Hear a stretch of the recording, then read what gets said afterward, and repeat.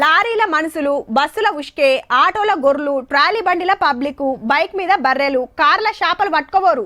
Bus అనగానే మనుషుల కోసం, లారీ అనగానే ఉష్క కోసం, డీసీఎంలు అనగానే సరుకు సౌదాల కోసం, ఆటో అనగానే నలుగురి కోసం, బైక్ అనగానే ఇద్దరి కోసం, కార్ అనగానే ఓ ఫ్యామిలీ కోసం అని ఫిక్స్ అవుతాం. మరి అంబులెన్స్ అనగానే ఆపతులున్న పేషెంట్ల కోసం, అంతే కదా. కానీ చూడురి ఏమైతుందో. కుయ్యి అని సప్పుడు వినబడితే చాలు అరే ఎమర్జెన్సీ అని సైడ్ ఇస్తూనే ఉంటాము. సిగ్నల్ కాడ ఎర్ర లైట్ పడ్డా వెళ్ళిపో అని ట్రాఫిక్ కానిస్టేబుల్ తవ్వ చూపిస్తాడు. ఇటంతా ట్రాఫిక్ జామ్ అయితే రాంగ్ రూట్ లో దంచమంటారు బండిని. ఎందుకంటే అంబులెన్స్ లో పేషెంట్లు ఉంటారు, జప్పున దవాఖానకు తీసుకుపోవాలని అందరూ ఆపొచ్చానా.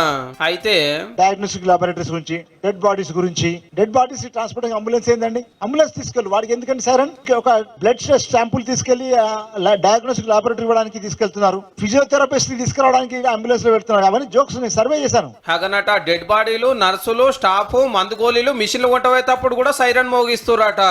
అయ్యో పేషెంట్ ఉన్నట్టున్నాడని మనం పక్కకు జరిగితే బండిని కొడుతున్నారు. అంటే ట్రాఫిక్ వెళ్ళి దబ్బున బయట పడటానికి అర్జెంట్ లేకున్నా మూత మోగిస్తురు అన్నట్టు. కొందరు సొంత పనుల మీద పోతుంటే కూడా ఇదే కథనట.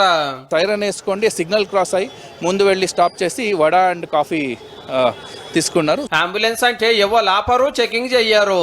ఈ నడుమ పోలీసులు నజరేసే వరకు గిసొంటి అన్ని బయట పడుతున్నాయి. అందుకే గీకమ్మతో త్వరలోనే ఒక యాప్ కూడా మేము లాంచ్ చేయబోతున్నాం. ఆ యాప్ ద్వారా ఏంటంటే real time monitoring of ambulance real time location monitor చేస్తూ వాళ్ళకి గ్రీన్ వచ్చేలాగా డ్రైవర్లు అంతా యాప్ వాడాలి. పేషెంట్లు ఏడికి తీసుకోవాలను అందులో రాస్తే చాలు, బండి వచ్చేటరకల్లా తొవ్వంతా సాఫ్ చేసి తయారుగా పెడతారట పోలీసులే. ట్రాఫిక్ జాములు కావు, ఎవరికేం తక్లీఫులు కావు, ఇంకింత రువాడికి వెళ్ళిపోవచ్చు.